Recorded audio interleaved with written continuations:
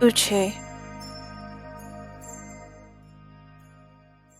13-year-old Uche was a very bubbly, jovial, and altogether happy teenager. She was a beautiful girl. Her skin was a perfect blend of chocolate and honey. Even beyond her external beauty, Uche was a very kind soul. She had a very good heart. She loved to help others. In fact, she had no stubborn or wayward bone in her body. Even her grades at school were excellent. A straight A student. She was a perfect child to say the least. Everyone loved her. They even nicknamed her Sunshine. Even her mother was fondly called Mama Sunshine. So what happened? What happened to Uche? This is Uche's story. Uche strolled by the concrete pavement, hand in hand with her best friend Bumi. It was time to say goodbye after a hard Saturday of gisting and giggling. It was time for each girl to go to their own house to spend the rest of the day with their respective families. Uche entered the house at 6:05 p.m. She was in the living room with her mother and grandparents. Her grandparents had come to spend the weekend. It was pure delight and laughter throughout the house. Uche was an only child, so she really valued the company of her friends and family. Her grandparents really, really loved her. You see, Uche's father had walked out on them when she was only 2 months old, so she never knew him. She only knew her mother, her grandparents, and other extended family members. Uche's mother did the best she could to prevent Uche from feeling the void of her father's absence. So she showered her with a lot of love and care. She spoilt her. It was now 10 p.m. and time for everyone to go to bed. When everyone had retired to their rooms for the night, the 3-bedroom flat, though quiet, was filled with the warmth and fragrance of love and light. As Uche laid in bed, fast asleep, her mother walked into her room, staring joyfully at her beautiful daughter. She thanked God in her heart for giving her such a wonderful child. She could not ask for anything more. She was absolutely perfect. After staring almost 5 minutes at her daughter, she finally decided to go to bed. She walked down to her room, pulled out the notepad under her pillow and scribbled in it. Uche will always be sunshine. She will be a light everywhere she goes. She finally laid her head on the pillow, smiling as she drifted off into her sleep. This was the last night that her light would remain shining, and no one saw it coming. It was the next morning, 7 a.m. precisely, a Sunday morning. Normally there would be a rush to get ready for church, but today was different. Mama Sunshine had decided to drive her parents back to Ibadan to avoid the tiring hassles of public transportation. She walked into Uche's room in the ray of sunshine from the window. Uche, it's time to wake up. You know I'm traveling today and I have to get on the road soon. Mama and Papa are already ready. Get up so you can prepare to stay at Mrs. Unwoye's. Mrs. Unwoye was the widowed neighbor who lived by herself. She was a trader in the market and she sold fabric and other tailoring merchandise. She was a small woman in her mid-50s. This was not the first time Uche had spent time in Mrs. Unwoye's place. As a fellow Igbo woman in a Yoruba-dominated city of Nigeria, Mama Sunshine got along with her very well and so entrusted Uche in her care from time to time. Uche sluggishly got out of bed and walked to the bathroom across from her room. She felt unusually gloomy that morning, with no motivation to prepare for her stay at Mrs. Unwoye's. She brushed her teeth and took a bath like her mother instructed, but the gloominess did not disappear. After she got dressed and packed up her things for her stay, she walked up to her mother, who sat in the living room waiting for her. Mommy. Yes, dear. Are you ready? What is it? Mommy, can I come with you to Ibadan instead? Uchechi. You know that can't be possible now. I'm coming back on Tuesday. What will happen to your school? She paused and looked squarely at Uche. What happened? You don't want to stay at Mrs. Onye's place. I thought you loved it there. No, I don't know. I just feel, Mommy, don't worry. I'll just stay at Mrs. Nwoye's, Uche replied. Mama Sunshine could feel inside of her that something could possibly be wrong, but because she was in such a hurry, she dismissed any concern she might have. Okay, dear. Oh yeah, go and get your bags, let's go. They all made their way to the living room door, including Uche's parents. Saying their farewell, Mama Sunshine walked Uche to Mrs. Nwoye's house, just one house away from theirs. She knocked very loudly on the door. Nkem! Nkem! I've brought your daughter, oh! Mrs. Nkem Nwoye came to the door with a bright smile on her face. My sister, you are welcome. Thank you, my sister. I brought Uche so that she will stay with you. I'm going to Ibadan to drop my parents. I'll be back on Tuesday morning. Mrs. Nwoye looked intently at Uche. No problem, my sister. You know my house is your house too, so no problem. God bless you. Mama Sunshine nudged Uche. Can't you greet? Good morning, ma, Uche said, smiling at Mrs. Nwoye. Good morning, my daughter, she replied. I was just getting ready for church.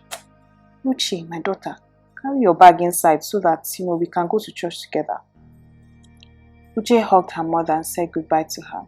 She made her way into the house to drop her things and accompany Mrs. Nwoye to church. Mama Sunshine turned to her. My sister, thank you so much. I'm Kedin now. My sister, you know the economy now. We are managing. God is helping us. What can we do? Both laughed. Okay. Let me be on my way. My parents are already in the car waiting for me. Thank you again. Go well, my sister. Safe journey. Mama Uche hurriedly walked back to her house and entered her car where her parents were waiting. It wasn't long before she zoomed off into her journey to Ibadan. Sadly, she would not meet Uche the same when she returned from that journey. Uche and Mrs. Nwoye returned from church, only to meet a strange man in the house. Uche had never seen this man before. He was a light-skinned man with long legs and a small beard.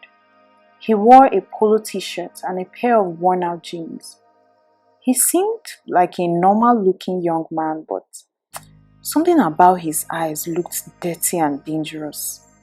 It wasn't long before Uche figured out that this young man was actually Mrs. Nwoye's estranged son. What are you doing here, Amadi? Mrs. Nwoye spoke to him. Is it a crime to visit my own mother? I haven't seen you in 5 years, Amadi. 5 good years.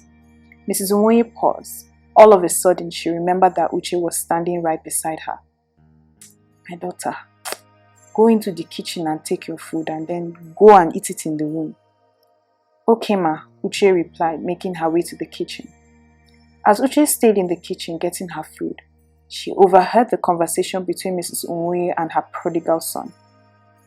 What have you been doing with your life this past 5 years, Mommy, see, I've been trying to make it. I've been hustling. That's what I've been doing. I've been hustling. Hustling, she laughed. Okay. So what brought you back now, Why are you here now? Since you have chosen not to even contact me, your own mother. Amadi, is this how I raised you? Amadi paused and began to talk in hushed tones. Mama, see, the truth is that I need to lay low for now.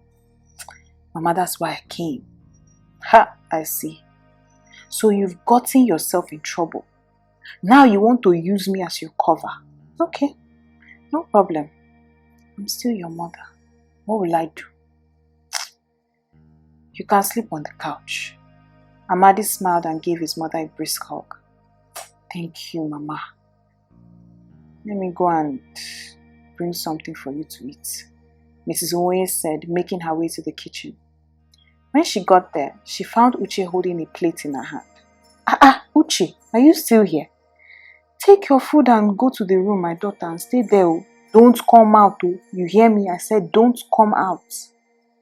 Yes, ma, Uche said, carrying her plate of rice and stew in her hand as she walked out of the kitchen to get to the bedroom. As she passed the living room, her eyes met with Amadi's. The way he stared at her made her feel very irie, and she immediately knew he wasn't to be trusted. He stood up from where he was sitting and blocked her way. "Small girl, how are you? What's your name?" "Uche." "My name is Uche," Uche said, avoiding any eye contact with him. Uche. I like that name. That's a very pretty name. The door to the kitchen swung open and Mrs. Omoye appeared with a tray of food and a cold glass of water. "Uche, didn't I say you should go to your room?" Uche scrambled through to the room, carrying her food with her. It was now night time and everyone was in bed. It was a 2-bedroom flat. Uche slept in the guest room, Mrs. Omoye in the master bedroom and Amadi on the living room couch. It was around 2 a.m. in the morning when Uche was awakened by Amadi. He stood over her bed and quickly placed his hands over her mouth to prevent her from screaming. Uche struggled with him, but he overpowered her. He soon motioned his hand around her body, touching her very inappropriately.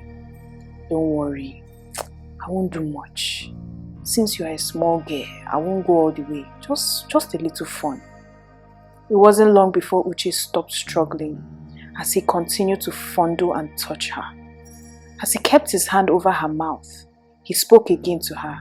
"See, if you tell anyone about this, I will kill you. I've killed many people. Keep your mouth shut or else I will kill you and I will kill your entire family." It was now 2:15 a.m. He quickly made his way out of the room, back to the living room, leaving Uche confused and unable to move. Uche lay silent, unable to understand what had just happened to her. She could still feel his cold and sweaty hands all around her body. It took her a total of 5 minutes to react.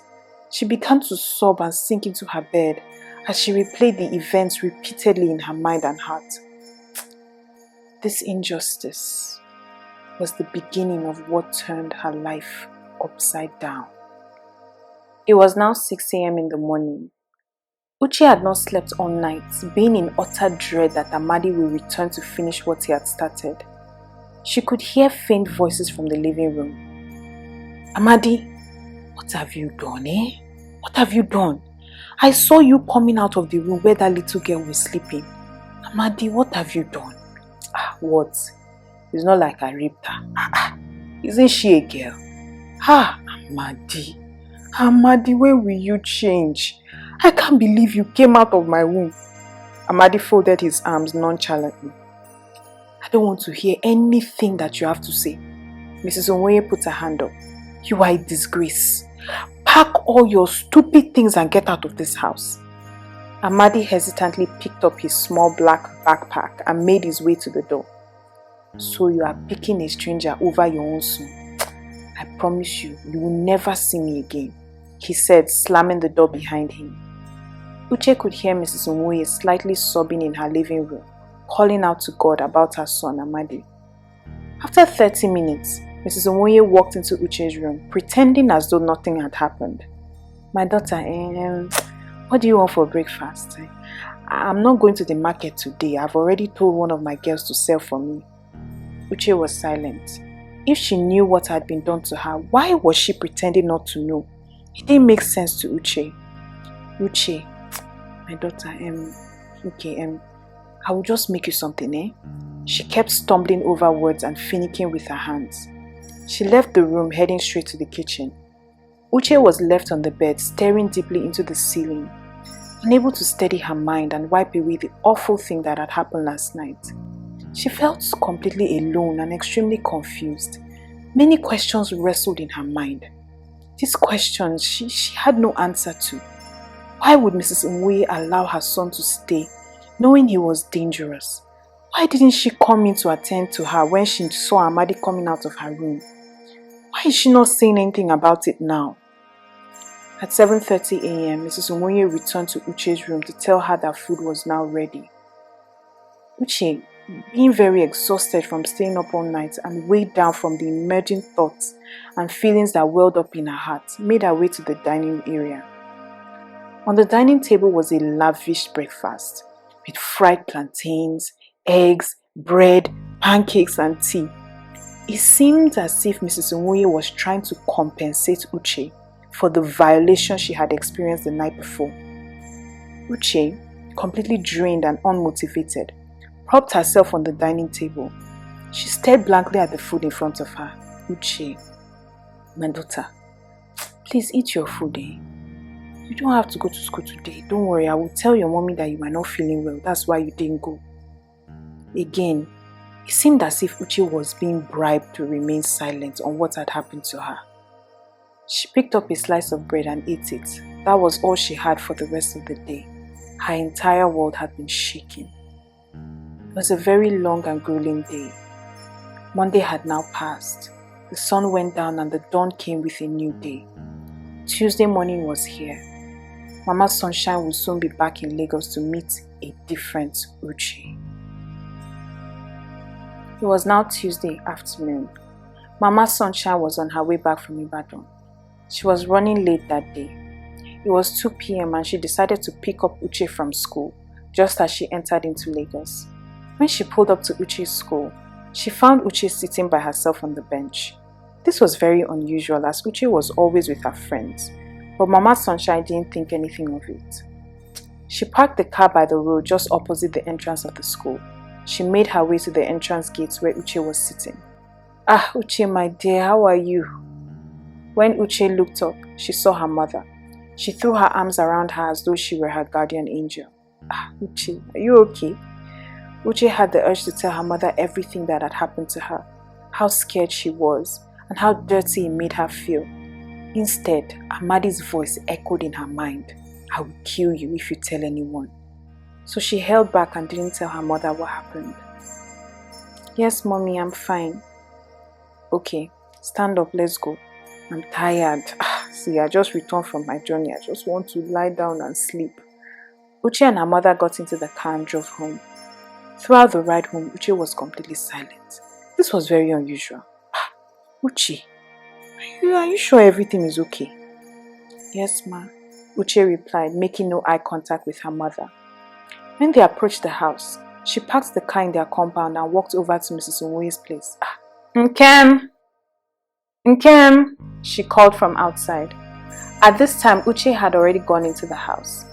Mrs. Onwoye approached the door with a half smile on her face, internally worried that Uche had said something to her mother. "My sister, I just came to say thank you for watching Uche. I've returned from my journey now." When Mrs. Onwoye saw that Mama Sunshine didn't know what happened between Amadi and Uche, she was relieved. "My sister, welcome back. I hope your journey wasn't too stressful." "It was a little bit stressful. You know these are our Niger roads now.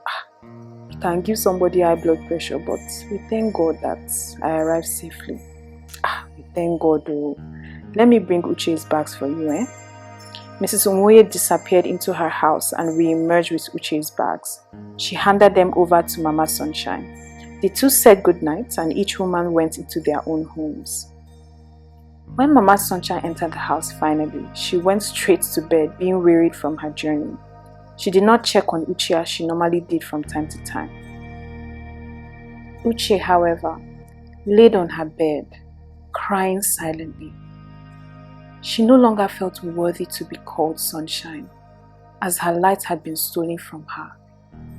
What Amadi did, as brief as it was, really messed up her mind, stole her innocence, and changed the course of her life. 15 years had now passed. Uche was now 28 years old. Though the time had passed, the memory and after effect of her encounter with Amadi was engraved in her life. She had never seen him again after that encounter, and Mrs. Onwoye, unable to deal with her conscience, quietly moved away 2 months after the ordeal without saying a word to Mama Sunshine. Uche was left to bear the burns from that experience all by herself. Her mother quickly noticed after some months that Uche was gradually becoming a different person. She became increasingly disinterested in school. She stayed indoors most of the time and became distant. Now, years later, Uche was a grown woman who lived by herself, away from her former neighborhood and all the people that she knew. It was a Saturday afternoon, and Mama Sunshine came to visit her daughter. Uche, you know why I'm here, Mama Sunshine said. I can take a wild guess, Uche replied. Uche, you are 28 years old. You have had numerous uncountable men, boyfriends, fiancés, all sorts. When are you getting married? Uche was silent.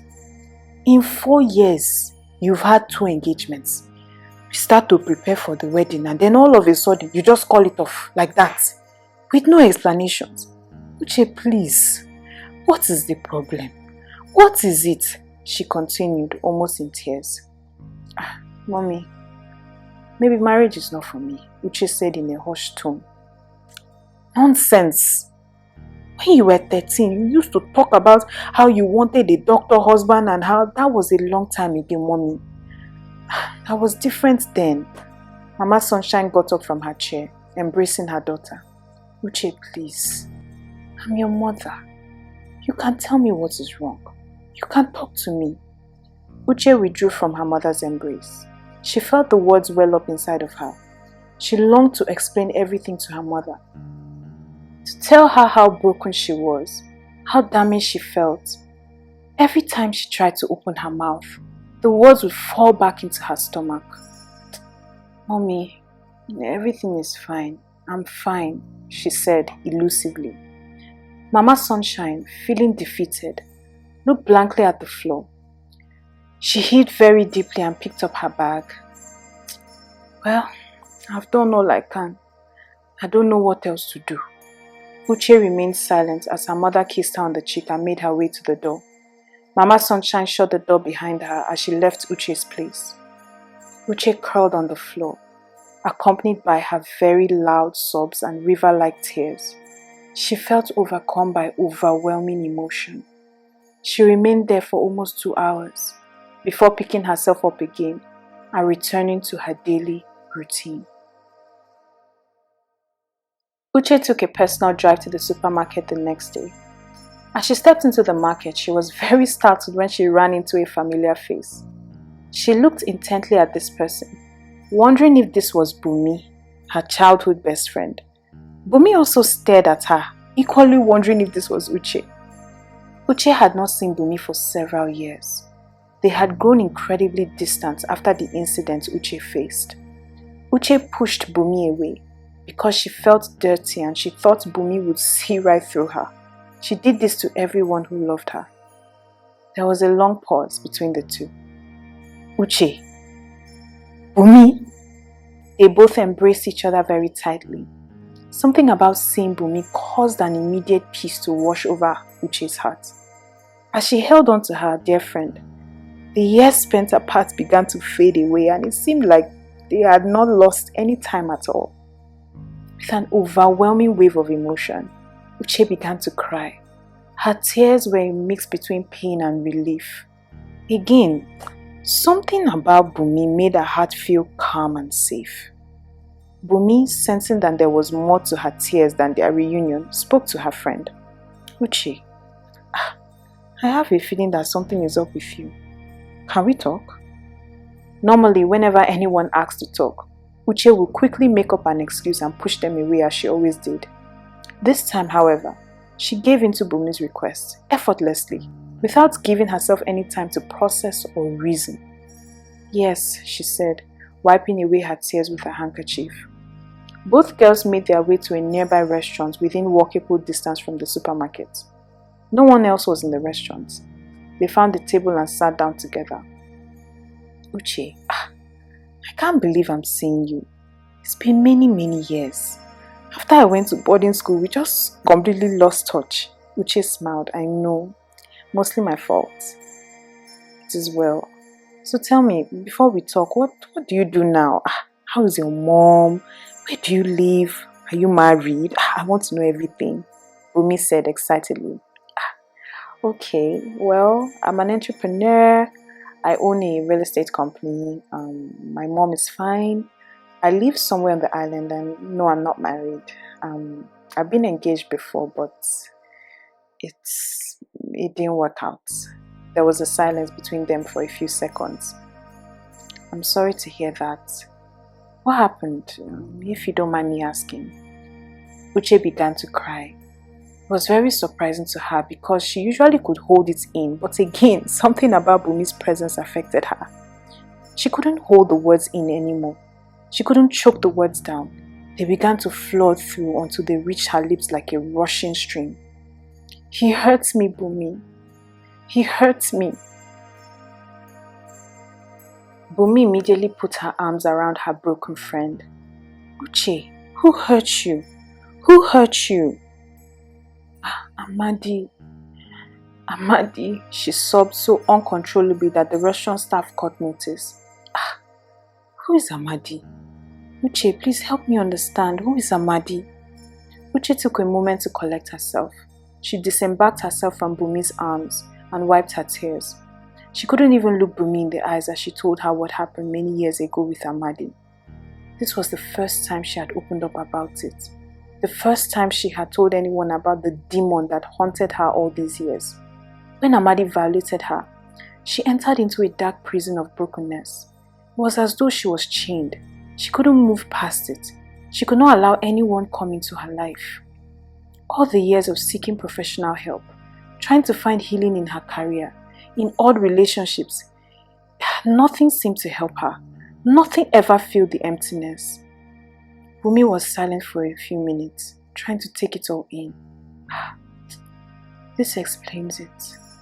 Why you were so distant. Why it seemed like you didn't want to be friends anymore.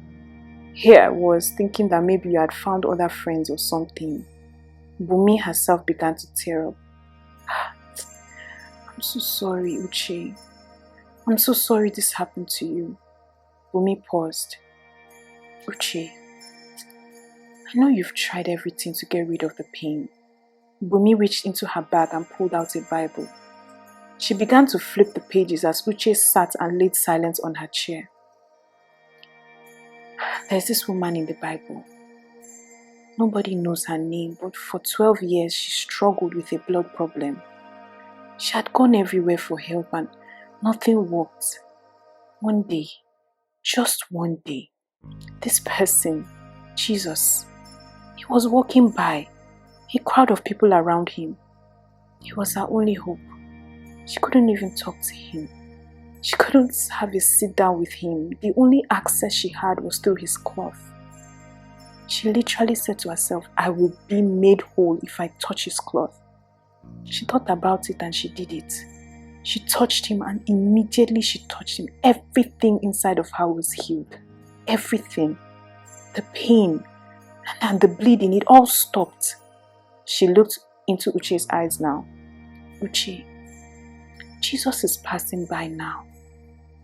That's why you met me at the supermarket. It's not a coincidence. He's passing by right this minute. It's time for you to grab a hold of him. As Bumi continued to speak, Uche felt a bright light seep straight into her soul. It was almost like she saw what looked like a man put his arms around her in an embrace. Immediately she knew it was this Jesus that Bumi spoke about. Bumi, I feel something. What do I do? What do I do? Can I pray for you now, Uche? Yes. If Jesus can heal me, if Jesus can take away this darkness from me, then yes. Bumi began to pray. Jesus, the healer, I call upon your name for my friend Uche. Lord, you know that you heal the broken and make whole. Let your healing power come upon Uche right now in the name of Jesus. I break the power and the hold of darkness over my friend. I command every darkness in her heart, leave her now in the name of Jesus. Uche, you are healed now and you are free in Jesus' name. Just as Bumi had finished praying, Uche knew right then that she was healed and free. The peace that came into her heart was undeniable. She was healed and she knew it.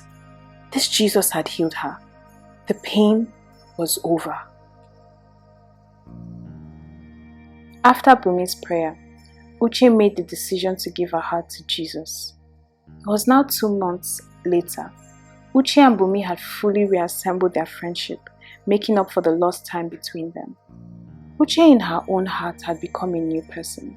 She knew it most definitely that something had shifted in her. Something had been removed and something else had been put in place. For the past 2 months, she no longer had nightmares. Her heaviness had lifted from her.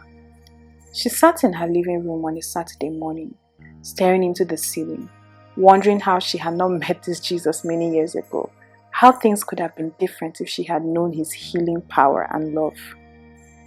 He was what she needed all along. What one man had taken from her in one day, Jesus restored in one day. She marveled and smiled to herself. God's timing is always best. As Uche continued to ponder, she could hear inside of her own heart, sunshine. After her encounter with Amadi, and after her behavior began to change, slowly the name Sunshine started to fade from the mouths of everyone until she was never called that name anymore. But now, Jesus was calling her Sunshine again, re-establishing her place. She knew that she still had a long way to go, that Jesus needed to continue his work in her. Bumi had explained how he never stops working on us. Uche still had some hesitations towards being married, but for the first time, she was more open to it. She knew that if Jesus could heal her damaged soul, then he would heal and fix everything else. She was new, got her sunshine back, and she was ready to be light to others and walk in the new chapter Jesus had given her.